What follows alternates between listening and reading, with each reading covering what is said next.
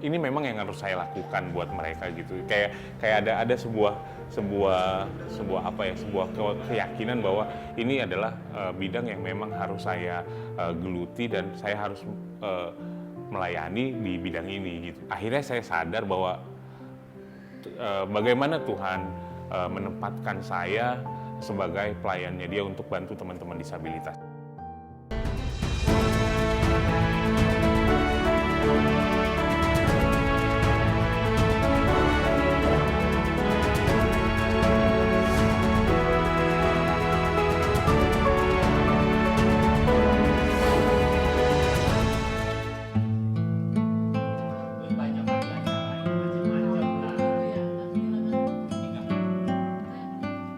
Hari-hari tak lagi sama bagi Badrudin.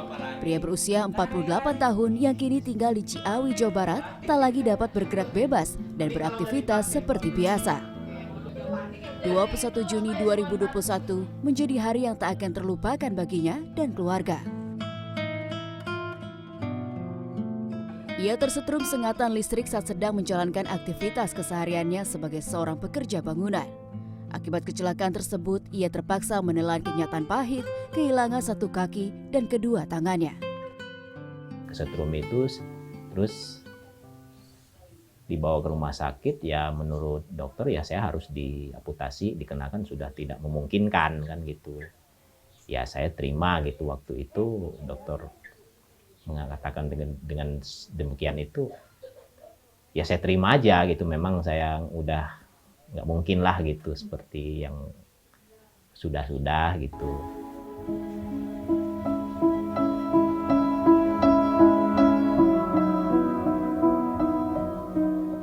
Meski akhirnya menerima keadaan, tak dapat dipungkiri aktivitas Badrudin menjadi sangat terbatas setelah kehilangan kaki dan tangannya. Ia pun tak lepas dari bantuan istri tercinta, Hilda, dalam menjalankan aktivitas sehari-hari, mulai dari makan hingga beribadah. Sang istri kini tak ubahnya menjadi kedua tangan, juga tumpuan bagi kakinya yang tak lagi sempurna. Kesabaran Badrudin dan istri akhirnya berbuah manis. Agustus 2022, melalui saudaranya ia dipertemukan dengan sosok Coki Tobing yang kemudian menawarkan bantuan kaki palsu tanpa dipungut biaya sepeser pun. Saudara kan ada tinggal di Bekasi Tambun. Dia ngelihat saya, waktu itu jahitan belum dicabut, Mbak. Jadi ngobrol-ngobrol, nanti Bang kalau memang udah ini, mungkin bisa.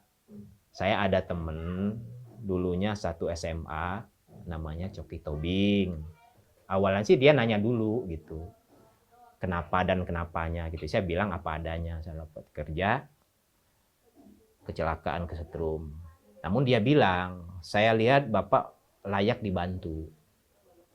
Karena saya lihat tangan nggak ada, kaki nggak ada, saya juga terpanggil katanya. Ya, saya bantu Bapak. Saya bikin kaki palsu.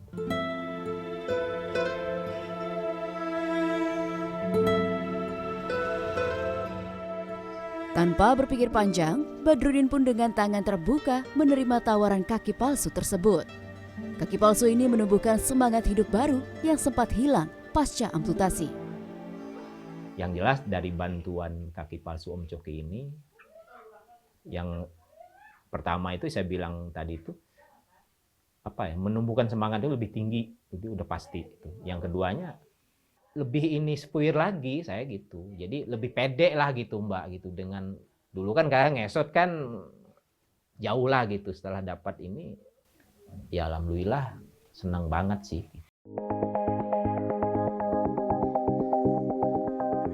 Sosok Coki Tobing barangkali sudah tak asing bagi teman-teman penyandang disabilitas. Bagaimana tidak, sejak memulai gerakan donasi kaki palsu pada 2014 silam, sudah ada hampir 1.000 kaki palsu maupun alat bantu ortosis lainnya yang ia bagikan ke para disabilitas yang membutuhkan. Nama saya Coki Sela Christian Tobing, biasanya dipanggil Coki Tobing. Usia saya 41 tahun.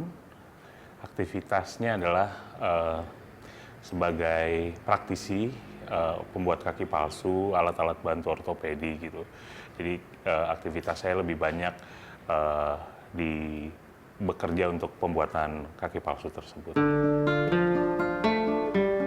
Sebelum menjadi seperti saat ini, Coki muda hidup dengan penuh perjuangan.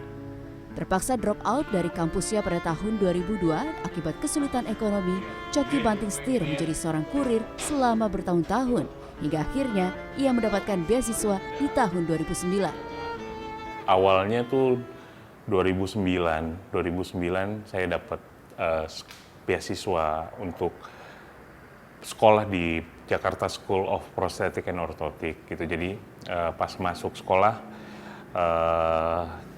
belajar bagaimana cara bikin kaki palsu, terus akhirnya waktu itu memang ditawarkan ada beberapa option kayak apakah mau jadi pegawai negeri atau bekerja dengan pemerintah, karena beasiswa jadi punya kewajiban untuk membayar balik. Tapi akhirnya saya memilih untuk buka usaha kaki palsu ini.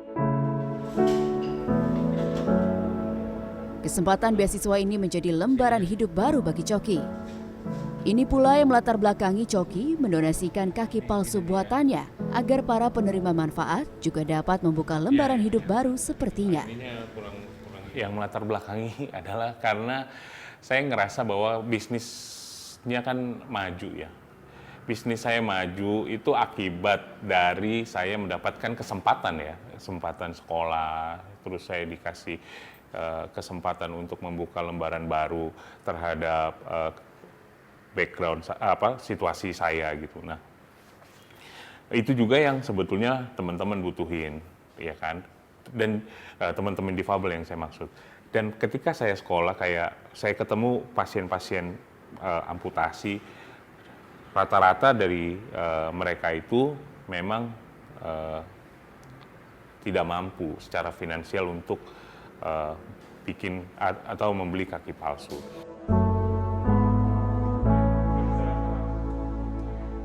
Harga kaki palsu memang relatif tak murah. Untuk sebuah kaki palsu, rata-rata dibanderol dengan harga mulai dari 20 juta hingga 50 juta rupiah sesuai dengan komponen bahan dan detail yang dibutuhkan menyesuaikan dengan kondisi kaki pasien. Di 2014 saya memberanikan diri. Sebetulnya pun nggak ada modal, nggak ada baru lulus sekolah, nggak punya apa-apa. Ya kita mulai dari nol, kita mulai dengan apa adanya waktu itu. Cuma karena sebuah pengalaman selama sekolah bahwa begitu banyak teman-teman disabilitas yang memang butuh support, butuh bantuan.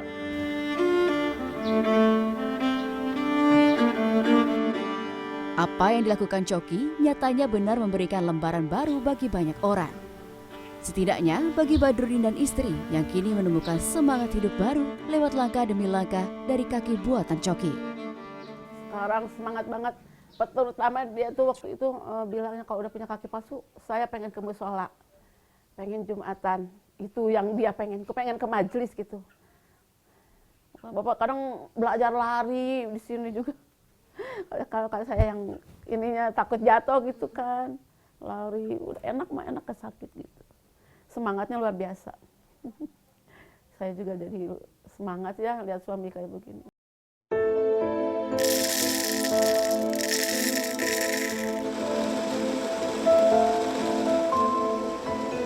Saya ditawarkan kaki palsu lalu menerima kaki palsu. Sangat berpengaruh bagi saya. Saya dihargai lagi sama orang, dipandang lagi sama orang, nggak dikucilkan lagi sama orang. Saya bisa bersaing dengan orang mencari rezeki. Dan alhamdulillah puji Tuhan sampai sekarang ini saya masih hidup. Dan memang masa-masa itu masa-masa yang sangat sulit, 3 tahun itu membuat saya frustasi. Bahkan sampai mau bunuh diri. Itu aja Mbak, saya nggak sanggup.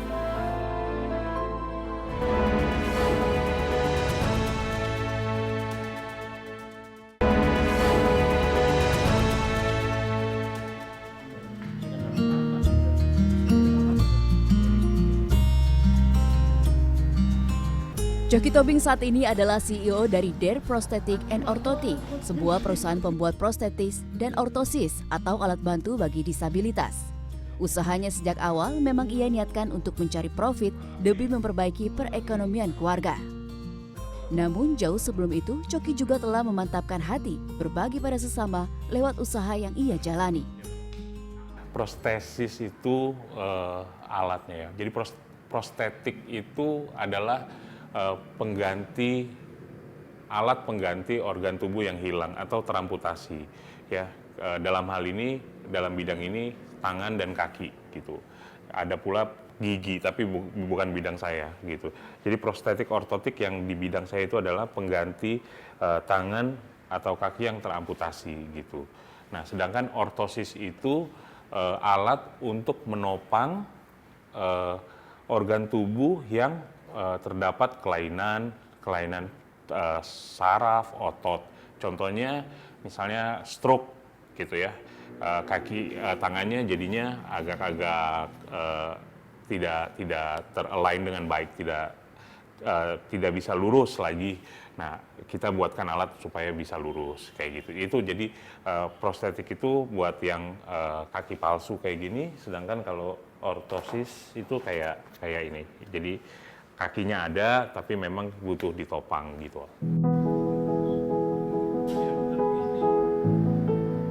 Usaha yang ia rintis sejak 2014 saat ini tengah berusaha bangkit dari porak-poranda efek pandemi COVID-19. Bersama dengan 2 pegawainya yang tersisa, Coki terus bertahan demi cita-citanya, yakni membantu lebih banyak lagi disabilitas di sekitar. 2020 itu cukup menghantam kita cukup keras gitu ya, karena kita bekerja sama dengan rumah sakit. Rumah sakit pada tahun 2020 lebih banyak urus COVID ya, hingga 2021 ya kan ya. Ya itu kita nggak punya pemasukan apa-apa, tapi entah bagaimana bisa survive hingga saat ini gitu.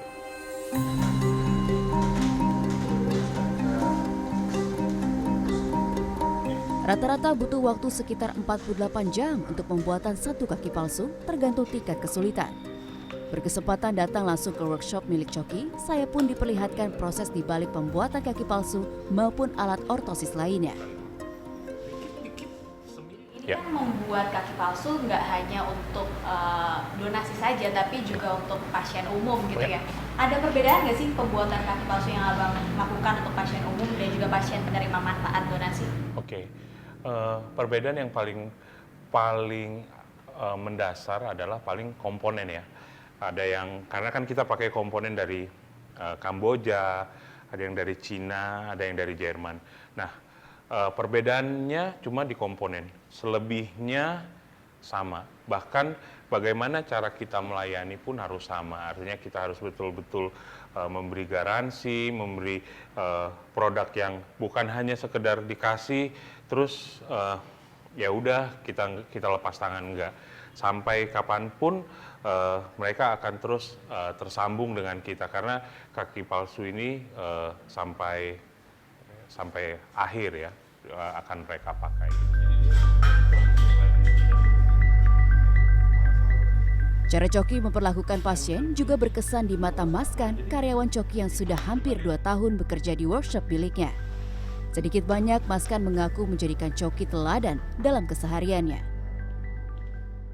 Saya di sini cukup banyak belajar ya dari Pak Coki.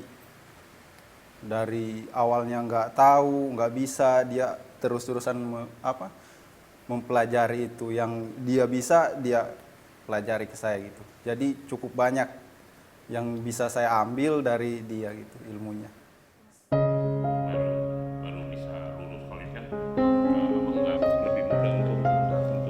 Setidaknya ada 3 kriteria yang menjadi pertimbangan Coki dalam pemberian donasi. Di antaranya penerima donasi tidak mampu secara finansial, merupakan tulang punggung keluarga, ataupun masuk kelompok usia anak yang masih memiliki masa depan yang panjang. Kaki palsu itu adalah sebagian kecil dari apa yang mereka butuhkan, ya, untuk bisa keluar dari siklus kemiskinan, ya. Kaki palsu sebagian kecil, lainnya apa? Yaitu penerimaan masyarakat, terus peluang kerja, ya, terus juga kepercayaan dari lingkungan sekitar. Kalau mau kasih, saya mau kasih semua gitu. Kayak saya mau bukan hanya kaki palsu, tapi juga saya mau kasih peluang kerja buat teman-teman disabilitas.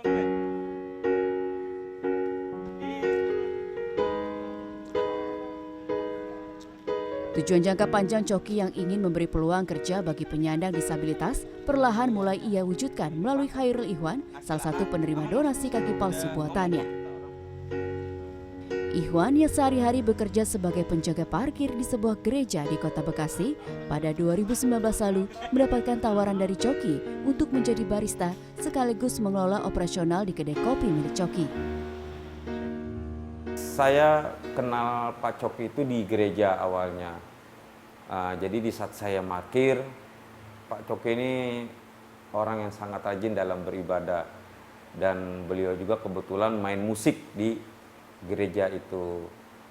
Nah di saat saya parkir, beliau melihat saya sering merhatikan saya, "Bang," katanya, "abang mau nggak saya bikinin kaki palsu?"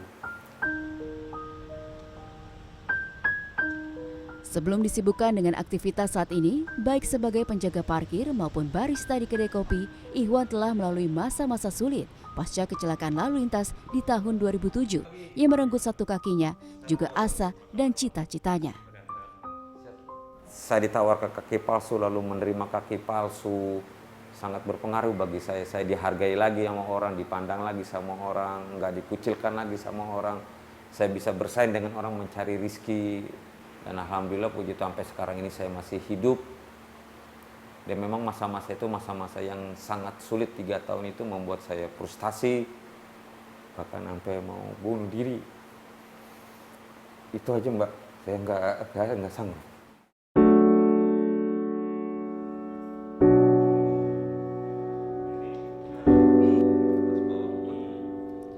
Ikhwan memang cukup spesial dalam perjalanan donasi kaki palsu Coki Tobing. Ia termasuk penerima donasi pertama di tahun 2010 saat Coki masih berstatus sebagai mahasiswa. Kini sudah lebih dari 10 tahun ia menggunakan kaki palsu tersebut. Coki pun berinisiatif untuk menggantinya dengan kaki palsu baru yang dibuat lebih canggih dan nyaman dari versi sebelumnya. Dengan bantuan kaki palsu baru ini, Ikhwan berharap jalannya untuk menjemput rezeki akan makin terbuka lebar.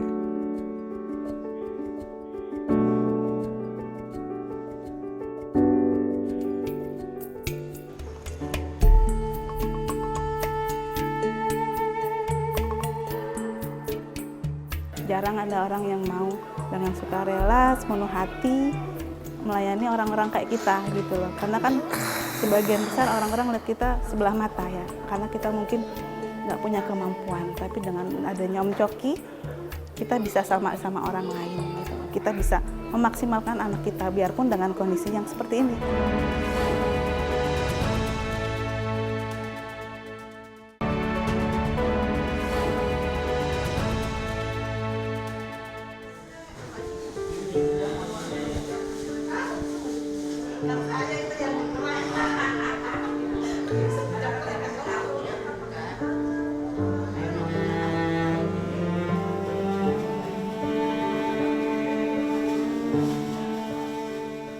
Selain penyandang disabilitas dengan keterbatasan finansial dan disabilitas tulang punggung keluarga, kelompok penyandang disabilitas usia anak juga menjadi prioritas Coki dalam menyalurkan donasinya.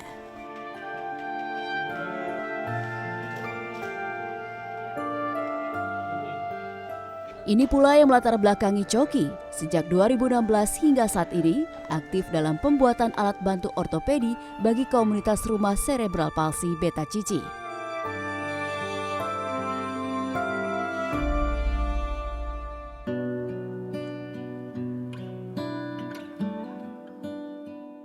Rumah Cerebral Palsy atau RCP sendiri merupakan komunitas orang tua dengan anak yang divonis mengidap cerebral palsy. Cerebral palsy atau lumpuh otak adalah penyakit yang menyebabkan gangguan pada gerakan dan koordinasi tubuh. Untuk itu, anak dengan cerebral palsy memerlukan alat bantu ortopedi untuk mempertahankan posisi anggota tubuh tertentu pada bentuk anatomi normal manusia.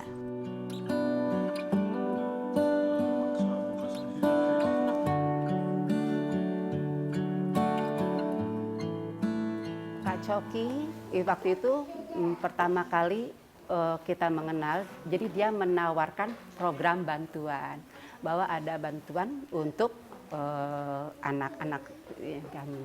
Jadi dia minta misalkan untuk 5 orang, karena tiap tahun misalkan dia dari labanya DAER itu, dia menyisihkan sebagian labanya untuk memenuhi kebutuhan sepatu AVO ini namanya ini ya, sepatu begini untuk anak-anak cerebral palsy dan free gitu ya.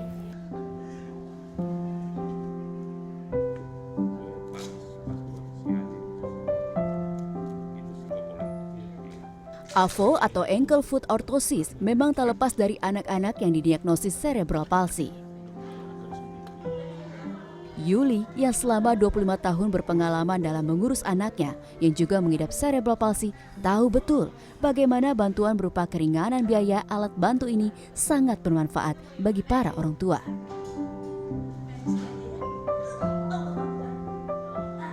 Hal senada juga disampaikan Coki.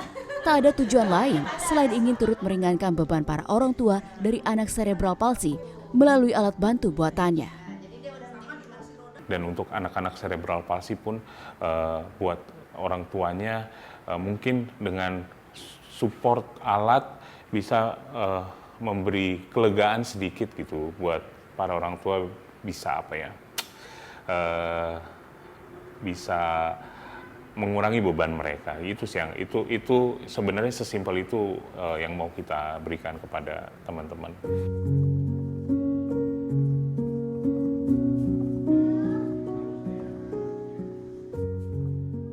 Rangga Hadiansyah, orang tua dari anak cerebral palsy berusia 4 tahun ini, membuktikan langsung bagaimana AVO buatan Coki membuat kondisi sang anak Hafsah menjadi lebih baik.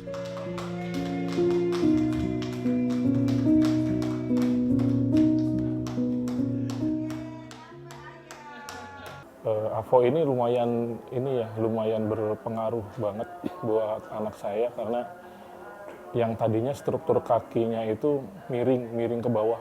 Yang kanan itu miring banget. Sekarang udah mulai bisa hampir lurus. Sosok Coki Tobing di mata para orang tua dari komunitas RCP Beta Cici dinilai inspiratif karena konsistensinya mendukung ketersediaan alat bantu ortopedi. Atas konsistensi Coki, RCP Beta Cici pun memberikan sebuah piagam penghargaan yang sampai saat ini terpajang rapi di workshop milik Coki.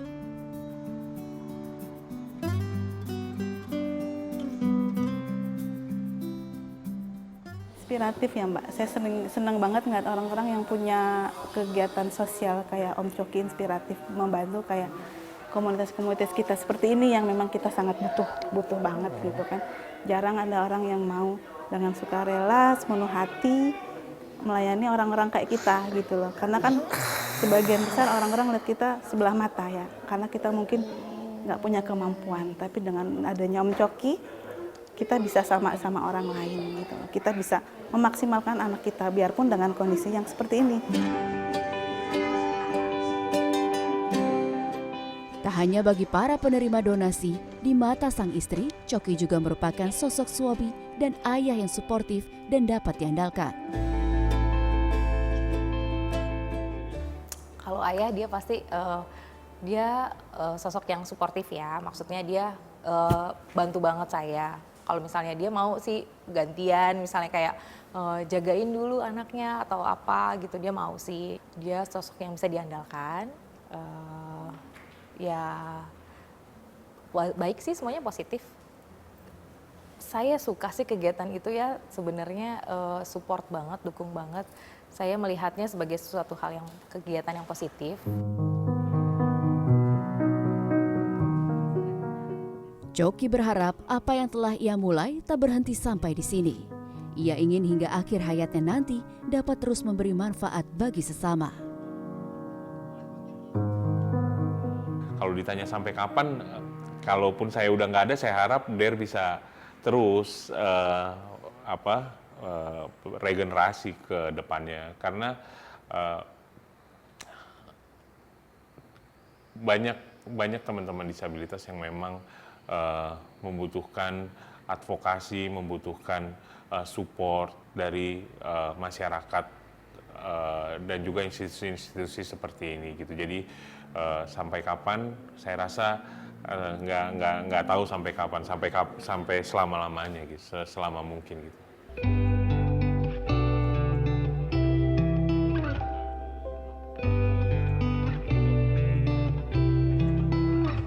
Coki Tobing, sang penyambung langkah baru bagi para penyandang disabilitas, dibanjiri oleh doa juga harapan dari para penerima manfaat donasi. Mereka berdoa agar setiap langkah Coki senantiasa diberi kemudahan sebagaimana Coki telah memudahkan langkah hidup mereka.